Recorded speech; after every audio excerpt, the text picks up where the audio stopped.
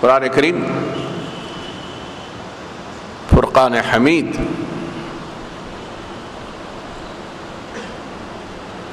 اپنے خاص بندوں کے وصف کو، صفت کو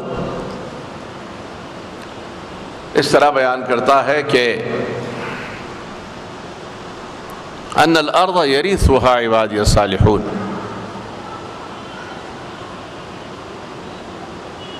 کچھ اللہ کے صالح بندے ایسے ہیں کہ جن کے ہاتھوں میں اللہ نے زمین کی میراث دے دی ہے۔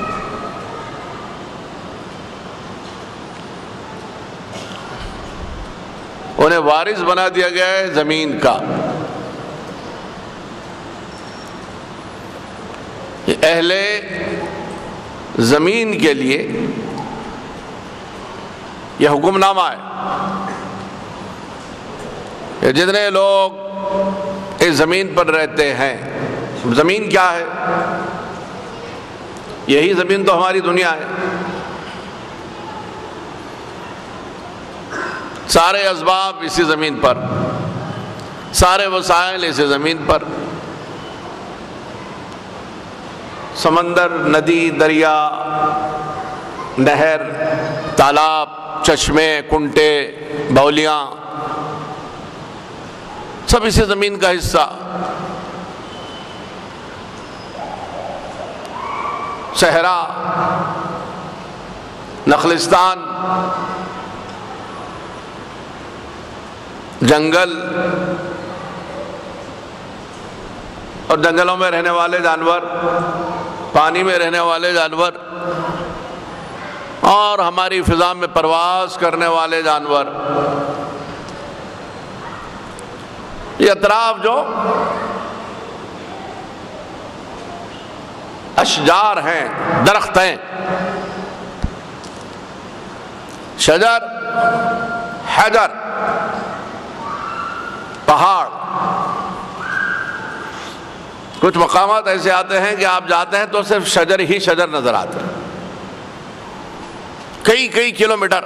مثال کے طور پہ محبوب نگر سے، آپ ڈنڈی سے سری سلم کی طرف جب جاتے ہیں تو 65 کلومیٹر تک صرف جنگل ملتا آپ کو، کوئی اور چیز نہیں ہے، جھاڑ ہی جھاڑ، اتنے کہ ان کی گنتی ممکن نہیں ہے۔ ایک چھوٹا سا جنگل ہے یہ۔ ادھر عادل آباد آپ چلے جائیں، حیران ہو جائیں گے آپ، قادر کو یاد کرتے ہوئے ساختہ، واہ کیا تیری قدرت، کیا تیری کرشمہ سازی، اتنے پیڑ، کیا پیڑوں کی گنتی نہیں کر سکتے؟ اور بعض مقامات ایسے ہیں کہ جو پہاڑی سلسلہ چلا ہے تو کئی کلومیٹر تک دونوں جانب صرف پہاڑی پہاڑ، کچھ نظر ہی نہیں آتا اس کے سوا۔ جب انسان دیکھتا ہے حیران ہو جاتا ہے۔ اور پھر ایک مقام ایسا آ جاتا ہے کہ بس سامنے پانی پانی ہے، جہاں تک کہ آپ کی نظر دیکھ سکتی ہے وہاں تک پانی، جہاں جا کے نظر ٹھٹک جاتی ہے اس کے آگے بھی پانی، اس پار سے اس پار کو آپ کی نظر چھو نہیں سکتی، اسے ہی سمندر کہتے ہیں۔ سمندر کے اس کونے پر کھڑے رہ کے آپ ادھر کا سرا نہیں دیکھ سکتے، اور کہیں چٹیل میدان ایسے کہ وہ زمین ہی زمین ہے، مسطح، ہموار، میلوں، ادھر کھڑے رہ جائیے تو ادھر کا حال نہیں نظر آتا، صرف زمین ہی زمین، مٹی ہی مٹی دکھائی دیتی ہے۔ اب چاہے وہ سمندر ہو کہ سمندری مخلوق ہو، جنگل ہو کہ جنگل میں رہنے والی مخلوق ہو، زمین ہو کہ زمین کے نیچے اور اوپر رہنے والی مخلوق ہو، ہماری فضائیں ہوائیں ہوں کہ ان ہواؤں میں پرواز کرنے والی مخلوقات ہوں۔ قرآن کا جو لب و لہجہ ہے وہ یہ بتا رہا ہے کہ کچھ لوگ اس دھرتی پر ایسے بھی ہیں کہ اللہ نے جنہیں مقبولیت محبوبیت کا وہ تاج پہنایا ہے کہ وہ سمندری مخلوق، جنگلی مخلوق، زمینی مخلوق، حتیٰ کہ فضاؤں میں رہنے والی، ہوا میں پرواز کرنے والی مخلوق، سب پر اپنا راج چلاتے ہیں۔ ان الارض یرثها عبادی الصالحون، یہ کس نے دیا؟ اللہ خود فرما رہا ہے ہم نے دیا ہے، ہم نے جن کو ہم چاہتے ہیں، جنہیں ہم چاہتے ہیں انہیں زمین پر بھی راج دیتے ہیں، پانی پر بھی حکمرانی دیتے ہیں، ہواؤں پر بھی ان کا حکم چلتا ہے، جھاڑ پہاڑ بھی ان کی سنتے ہیں۔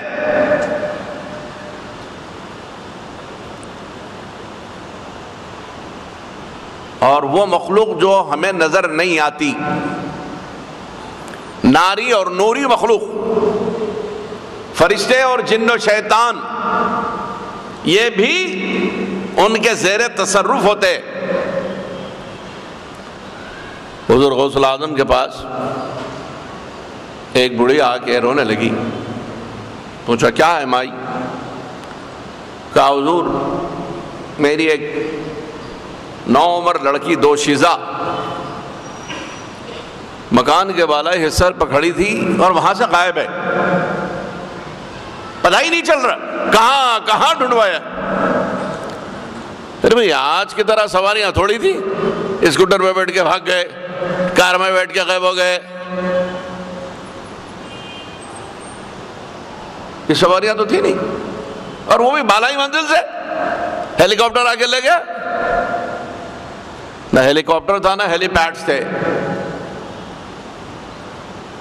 لازمی بات ہے کہ اوپر سے غائب ہو جانے کا مطلب کوئی ما فوق الفطرت سپر نیچرل پاور ہے جو اسے غائب کر دیا۔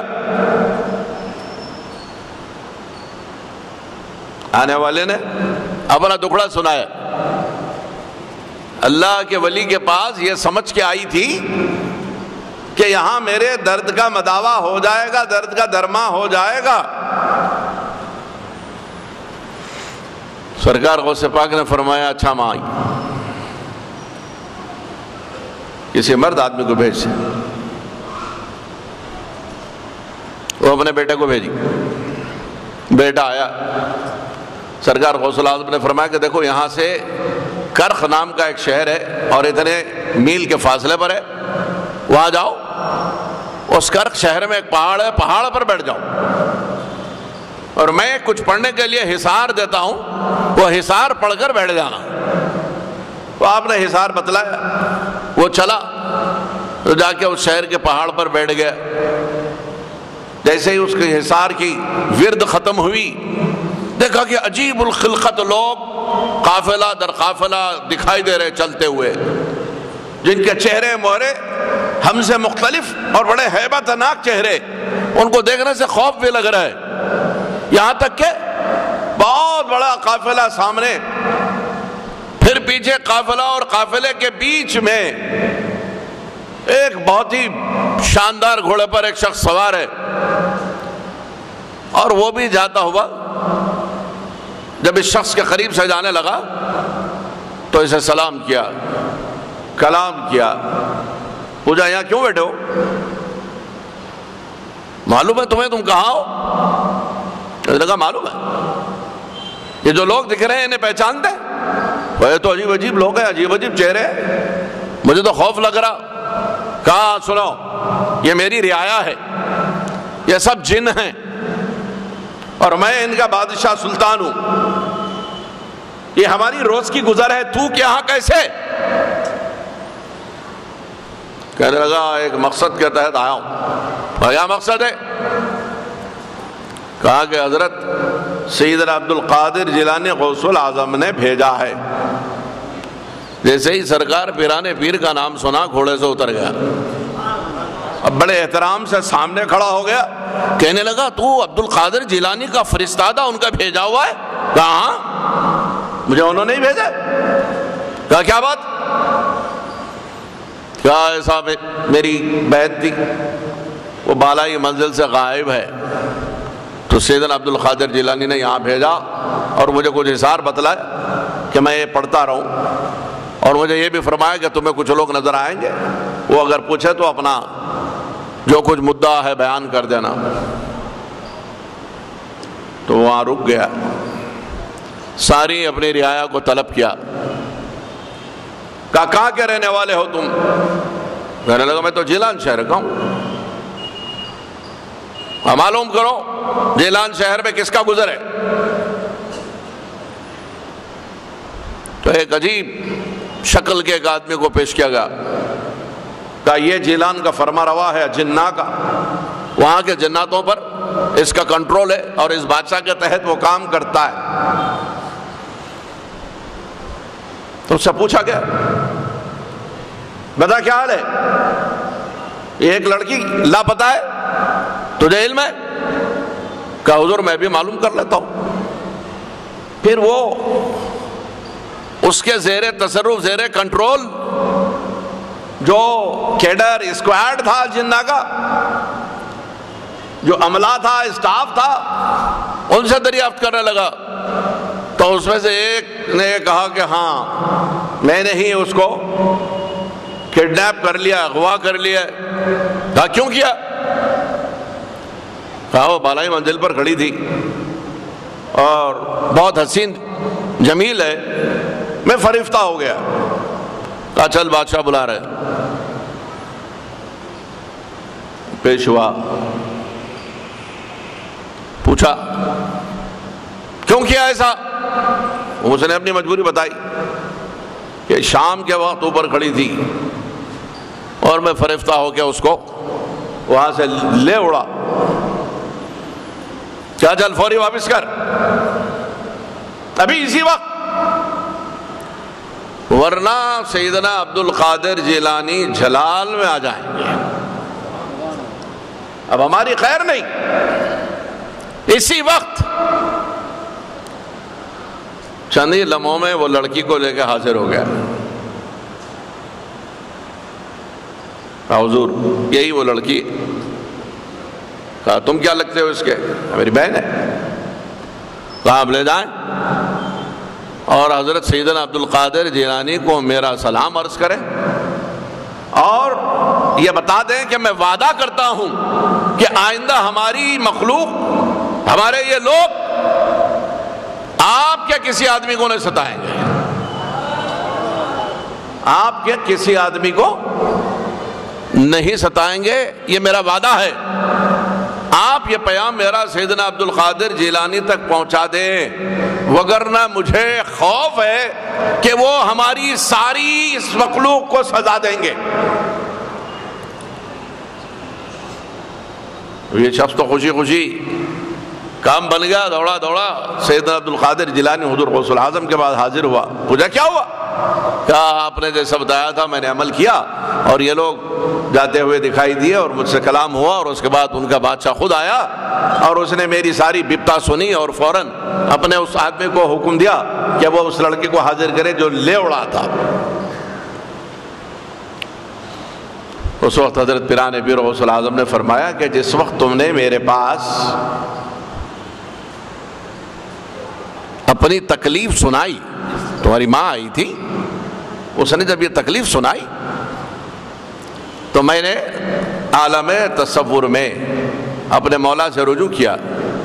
ارشاد ربانی ہوا ہے عبد القادر ہم تمہارے اس کام کی تکمیل کے لیے بھی فرشتوں کو مقرر کرتے ہیں، فرشتے بھیجے گئے۔ میں نے فرشتوں سے کہا، انہوں نے چند ہی لمحوں میں بتا دیا کہ فلاں شہر میں یہ اجنہ کا گزر ہوتا ہے اور وہاں یہ لڑکی مل جائے گی۔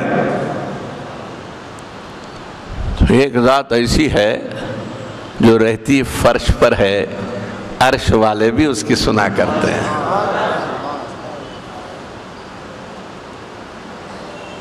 میرے پیر دادا حضرت یحییٰ پاشا قبلہ کا ایک شعر ہے، تھراتے ہیں فرشتے بھی، کیا نام غوث ہے، افلاک پر بھی ہیبت پیران پیر ہے۔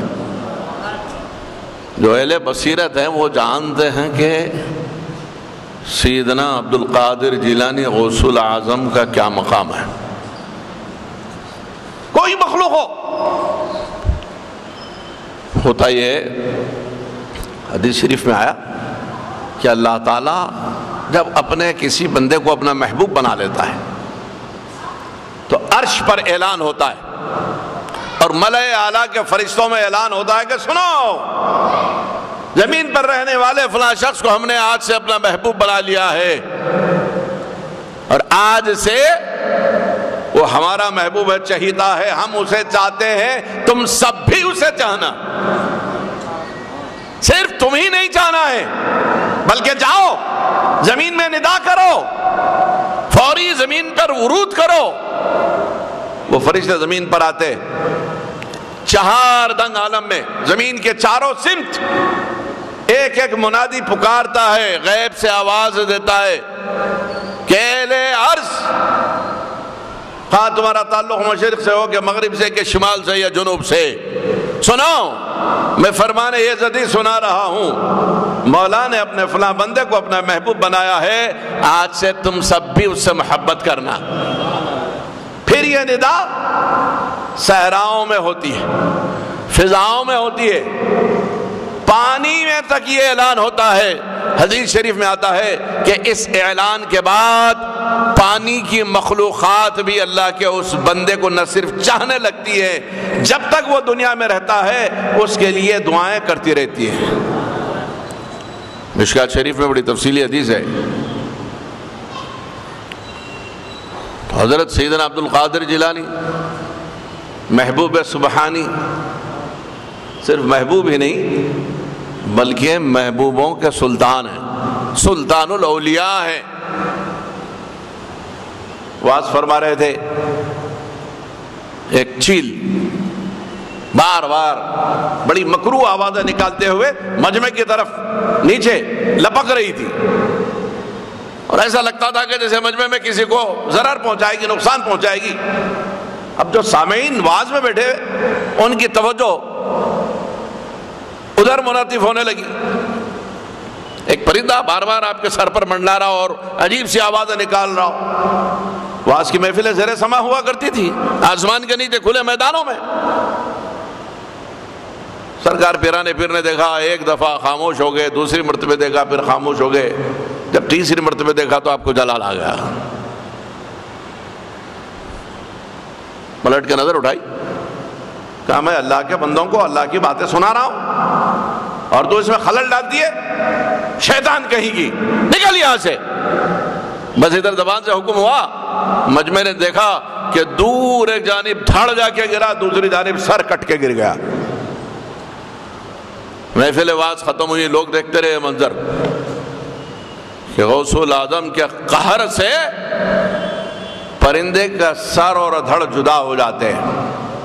جب واز کی محفل ختم ہوئی تو بعض لوگوں نے عرض کیا کہ سرکار آج آپ کے جلال نے ایک پرندے کی جان لے لی۔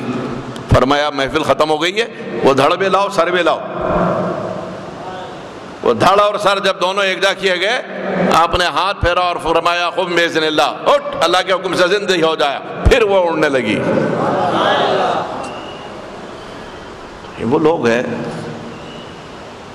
واز ہو رہا ہے، بارش کا نزول شروع ہوا، پہلے ہلکی ہلکی بارش ہوتے رہی، اس کے بعد اتنی تیز بارش ہونے لگی کہ مجمع میں اس طرح بے چینی بے کلی، اب لوگ سوچ رہے کہ بھئی کدھر جائیں، کہاں پناہ لیں، کھلا میدان ہے اور تیز بارش ہو رہی۔ پیرانے پیر کو جلال آیا، بادلوں سے مخاطب ہو کے کہا میں اللہ کے بندوں کو اللہ کی باتیں سنانے کے لیے جمع کرتا ہوں اور تو منتشر کرتا ہے، حوالینا لا علینا، اطراف برس ہم پر نہیں۔ بس ادھر یہ فرمان جاری ہوا، اس کے بعد سارا مجمع یہ دیکھ رہا ہے کہ جہاں واز کی محفل ہو رہی ہے اطراف شدید بارش ہو رہی، موسلادھار بارش ہو رہی، اور مجمع میں کسی پر ایک قطرہ نہیں گرتا. یہ تصرف ہے. بادلوں پر بھی ان کا حکم چلتا ہے، ہواؤں پر بھی ان کا حکم چلتا ہے، زمین پر بھی چلتا ہے، اجنہ پر بھی چلتا ہے. ساری مخلوقات تابع ہیں، جہاں چاہیں جیسا چاہیں اللہ کے حکم سے، اللہ کی مرضی سے اپنا اختیار چلائیں. آپ کے چاہنے والے مرید تھے شیخ ابو الحسن. ایک روز گھر پہ سرکار پیرانے پیر کی ضیافت رکھی، دعوت رکھی، آپ تشریف لے گئے. ان کے پاس دو پرندے تھے، قمری اور کبوتر. سرکار پیرانے پیر نے پرندوں کو ملاحظہ فرمایا، اچھا تمہارے پاس یہ پرندے ہیں؟ کہا حضور کیا بتاؤں، لگ بھگ 2-3 مہینے سے بے مقصد ہو کے رہ گئے. کیا ہوا؟ کہا یہ قمری اچھے اچھے گیت گاتی تھی، قرآن شریف ہم جو پڑھتے ہیں سن سن کے اس نے یاد کر لیا تھا، وہ تک دہراتی تھی، اب سب چھوڑ دیا ہے، ایک لخت خاموش ہے. اور یہ ہماری جو مادہ کبوتر ہے، آج کتنا عرصہ ہوا اس نے ایک انڈا بھی نہیں دیا ہے. یہ کبوتر کی نسل بڑھتی رہتی تھی، میرا کچھ بھلا ہو جاتا تھا، فائدہ ہو جاتا تھا. تب یہ دونوں ہی پرندے بے فیض ہو گئے. اب میں سوچ رہا ہوں کہ یا تو انہیں آزاد کر دیا جائے یا ذبح کر دیا جائے. سرکار پیرانے پیر مسکرانے لگے، اور جہاں وہ پرندے تھے ان کی جو کیج تھی اس کے قریب گئے اور دیکھ کے مسکرا کے فرمایا، کیوں، کیا بات ہے، تم لوگ اپنے مالک کو کیوں ناراض کر رہے ہو؟ خبردار، اب آج کے بعد اسے خوش کرنا. یہ حکم فرما کے آپ چلے گئے. دوسری صبح جب ہوئی تو قمری پہلے کی طرح ترانے گانے لگی، اور کبوتری نے اسی ہفتے سے انڈے دینے شروع کر دیے. شیخ ابو الحسن لکھتے ہیں کہ اتنی کثیر تعداد میں وہ انڈے دینے لگی کہ عام کبوتر اتنے انڈے نہیں دیتا تھا.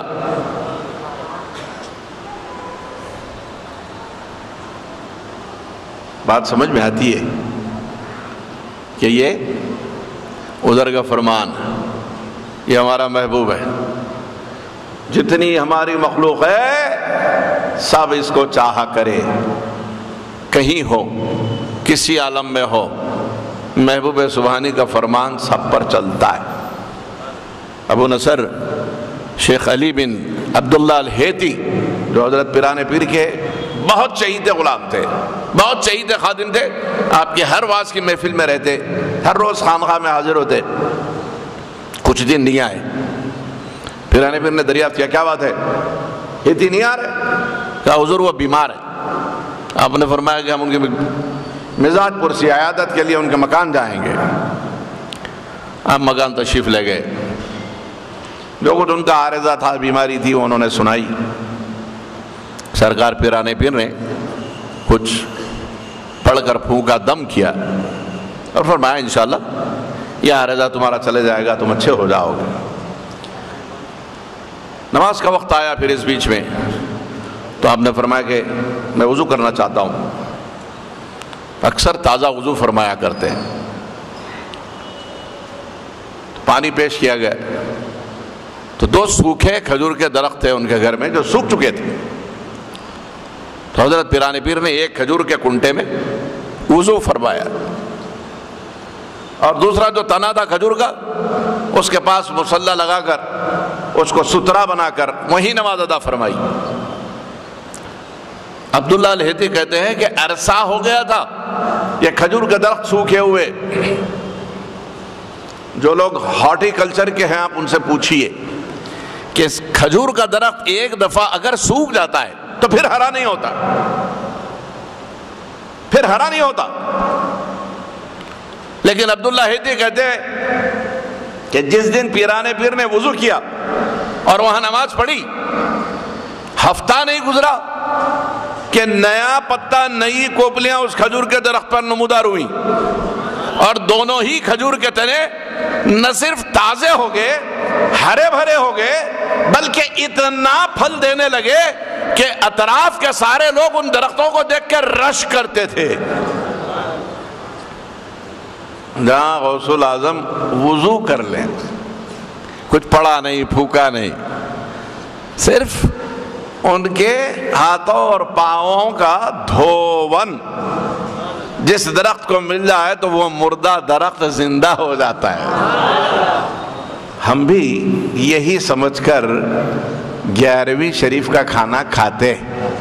سرکار پیران پیر آپ سے اس اشیاء خرد و نوش کو، کھانے پینے کی چیزوں کو نسبت ہے، اور ہم یہ مانتے ہیں کہ اگر ان کی توجہ ہو جاتی ہے تو کھانے والے مردہ دل زندہ ہو جاتے ہیں۔ بس نادان ہیں، میں نے پہلے بھی عرض کیا، ان کو ہر بات میں شرک نظر آتا، ہر بات میں ان کو حرام نظر آتا ہے۔ بتلاؤں تمہیں کیسے کیا کیا نظر آتا ہے جس کی نظر جیسی ویسا نظر آتا ہے، ہر چیز ناجائز ہے ان کے پاس۔ نام لگ گیا، ارے یار بات کرے تو کچھ لاجک کی کرو، کچھ واجبیت، ریشنلزم ہو اس میں، عقل بھی تو قبول کرے۔ نام لگ گیا، نام لگ گیا تو پھر مسجد کو بھی نام لگ گیا، وزیر علی کی مسجد ہے یہ، نماز نہیں پڑھنا ہے، اللہ کی نہیں ہے، وزیر علی کی ہو گئی، ہنسیں گے لوگ، پاگل بنے کی انتہا ہے۔ اور یہ نام والی جو بات ہے نا، اصل میں نام بہانہ ہے۔ درپردہ کہنا یہ چاہتے ہیں کہ کسی ولی، کسی محبوب خدا کے نام سے جو کھانا کھلایا جائے وہ ناجائز، جو پانی پلایا جائے وہ ناجائز۔ عقل کے گورے سرکار مدینہ کے ایک صحابی تھے، حضرت سعد، حضور کے پاس حاضر ہوئے، عرض کیا یا رسول اللہ میری ماں کا انتقال ہو گیا، میری ماں ایک نیک خاتون تھی، اگر وہ زندہ رہتی تو ضرور اور کچھ نیک کام کر لیتی، لیکن اس کا تو انتقال ہو گیا ہے، تو کیا میں اس کے لیے، اسی کو آپ کی ایصال ثواب کہتے ہو، کیا میں اس کے لیے کوئی کار خیر کر سکتا ہوں، نیکی کا کام کر سکتا ہوں؟ حضور نے فرمایا کرو۔ پوچھا کیا کروں؟ کہا جو صحرا ہے، پانی بڑا قیمتی ہے، یہاں ڈیزرٹ میں پانی بہت مشکل سے ملتا ہے، ایک چشمہ، بیر، کنواں اپنے ماں کے نام سے کھدا دے۔ حضرت سعد مزدور کو لگاتے ہیں، کھدوائی کرتے ہیں، اور اللہ کی مشیت سے میٹھا پانی برآمد ہوتا ہے، صحرا سے میٹھا پانی برآمد ہوتا ہے۔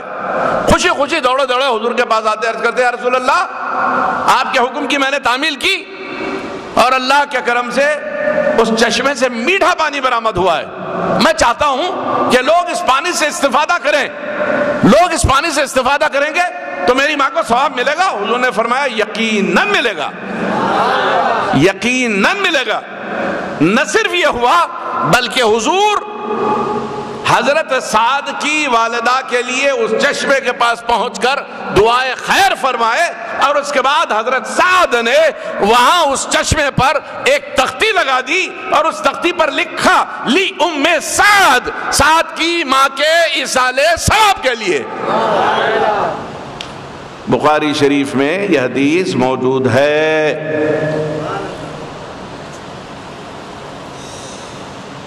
اب یہ نام لگتے حرام ہو جاتا، پیران پیر کے نام سے آپ نے لوگوں کو کھانا کھلایا، اب حرام ہو گیا، پھر سعد کی ماں سے پانی پلا رہے، حرام نہیں ہوا؟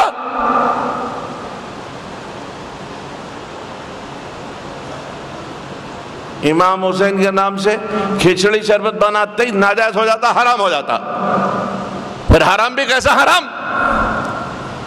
ہمارے ایک پڑوس ہے محلے میں، میرے ساتھ پڑھے تھے، ہمارے اچھے دوست تھے، بڑے خوش عقیدہ سنی مسلمان ہیں، خواجہ غریب نواز کے بڑے عاشق۔ ان کی ایک ہمشیرہ تھی رشتے میں، انتقال ہو گیا، والد بچوں کو چھوڑ کر کوئی اور طرف ہو گئے، انہوں نے بچوں کی کفالت اپنے ذمہ لے لی۔ اب کچھ نام ایسے ہیں دینی مدارس کے کہ لوگ ناموں سے دھوکہ کھا جاتے ہیں، سمجھتے ہیں کہ یہ بھی ہماری طرح خوش عقیدہ مسلمان ہوں گے، اور بعض لوگوں کے ذہن میں تو یہ بھی کیا کر رہے ہیں، قرآن ہی تو پڑھوا رہے ہیں نا، قرآن شریف پڑھنے کے لیے داخل کرے مدرسے میں۔ وہ لے جا کے بچوں کو، دونوں بھائیوں کو، کم عمر بچے، انہیں ایک مدرسے میں شریک کرا دیے، اور جا کے جو ذمہ دار تھے مدرسے کے ان سے کہا کہ ہم چاہتے ہیں کہ بچے حافظ بنے۔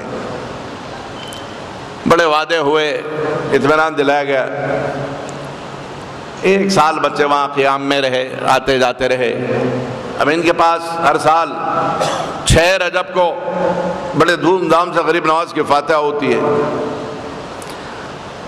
اب دوسری مرتبہ جب بچے مکان آئے، یہ گئے کہ بھائی فاتحہ کا دن ہے، سارے اقربا جمع ہیں، تو ان بچوں کو بھی ہم کیوں نہ اپنے گھر لائیں اور اس فاتحہ کا کھانا انہیں بھی پیش کیا جائے۔ بچے آئے، پوچھا کیا ہے ماما؟ کہا بیٹا غریب نواز کی فاتحہ ہے گھر میں۔ کہا دیکھو بھائی ہم تو نہیں کھائیں گے۔ کیوں نہیں کھاؤ گے بابا؟ پہلے کھاتے تھے، اب کیا ہو گیا؟ کہا نہیں، اب تک معلوم نہیں تھا، ہم شرک کرتے رہے، اب ہمیں حقیقت کا علم ہو گیا ہے، لہذا اب ہم اس شرک کے کھانے کو نہیں کھائیں گے۔ تو انہوں نے کہا میاں شرک کیسے ہو گیا؟ اتفاق سے کرانے کی دکان بھی ہے ان کی۔ کہا چاول میرا، تیل میرا، سب کچھ میرا، پکایا باورچی، میں نے اتنا کیا کہ ایک بار الحمد 3 مرتبہ قل واللہ، 3 مرتبہ درود شریف پڑھا، اور اللہ سے دعا کی کہ اللہ یہ جو کچھ ہم نے پکوان کیا ہے، اشیاء خرد و نوش تیار کی ہیں، کھانے پینے کی چیزیں، یہ تیرے محبوب غریب نواز کو جو لوگ یہاں کے کھا کے جاتے ہیں اس کا ثواب پہنچے، اس میں شرک کیا ہے سمجھاؤ۔ کہ وہ سب آپ بحث ہم سے نہیں کرنا، ہمارے استاد نے ہمیں سمجھایا ہے کہ جس کھانے پر غیر اللہ کا نام لگ جائے وہ شرک ہو جاتا ہے، اور یہ مشرکانہ فعل ہے، پوجا کے مماثل ہے، لہذا اب ہم یہ نہیں کھائیں گے۔ اب انہوں نے اپنا رشتہ بڑائی کا دوست جمانے کے لیے ذرا دباؤ ڈالا، کہا کھانا پڑے گا، کیسے نہیں کھاؤ گے؟ کہا دیکھو ماما اس معاملے میں کوئی آپ سے سمبند نہیں ہوگا ہمارا، ہمارے استاد نے کہا ہے کہ یہ کھانا کھانا ایسا ہی ہے جیسے سور کا گوشت کھانا، یہ کھانا ایسا ہی ہے جیسے سور کا گوشت، حلال غذا قرآن آپ نے پڑھی، اب ان کے عقیدے میں خنزیر کے گوشت کے مماثل ہے، تو میں تو نہیں کھاؤں گا، حلال سمجھایا۔ کہا ہمارے اساتذہ نے ہمیں یہ بھی بتایا کہ اگر کہیں بھولے سے یا لا علمی میں تم نے کھا بھی لیا، اور جب علم ہو جائے کہ یہ کسی کی فاتحہ کا ہے، انگلیاں ڈال کے نکال دو، نہیں تو جتنا قرآن یاد کیا تھا سب بھول جاؤ گے۔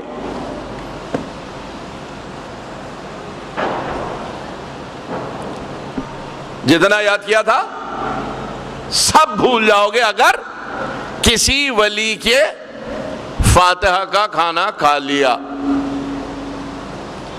اب ہمارا عقیدہ بھی سن لو، ایک واقعہ سنا دیتا ہوں، اس کے بعد عقیدہ سناؤں گا۔ خواجہ قطب الدین بختیار کاکی، کاکی کے معنی اصل میں لوگوں کو معلوم نہیں ہے، کاکی کہتے ہیں روٹی والا، اس کا بھی ایک واقعہ ہے، کبھی سناؤں گا۔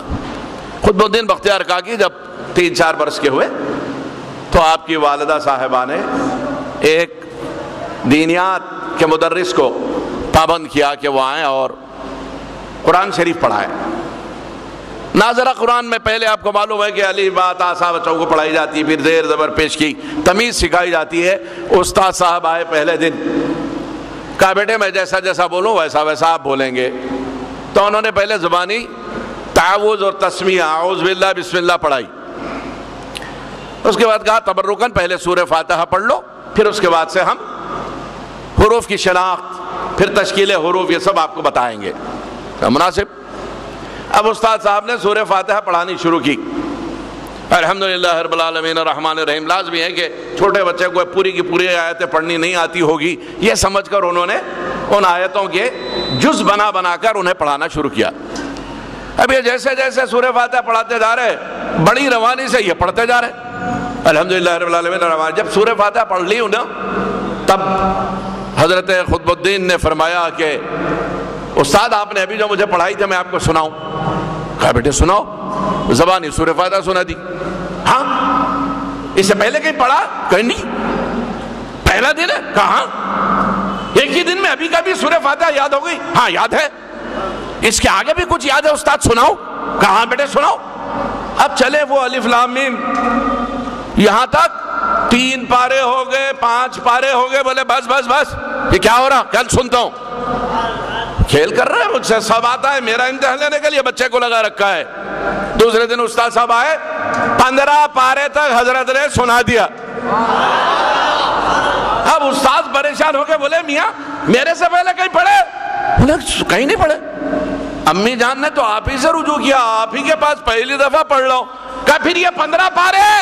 کہا میری امی جان حافظہ ہے، جب میں پیٹ میں تھا 15 پارے وہ پڑھ رہی تھی، مجھے یاد ہو گیا ہے۔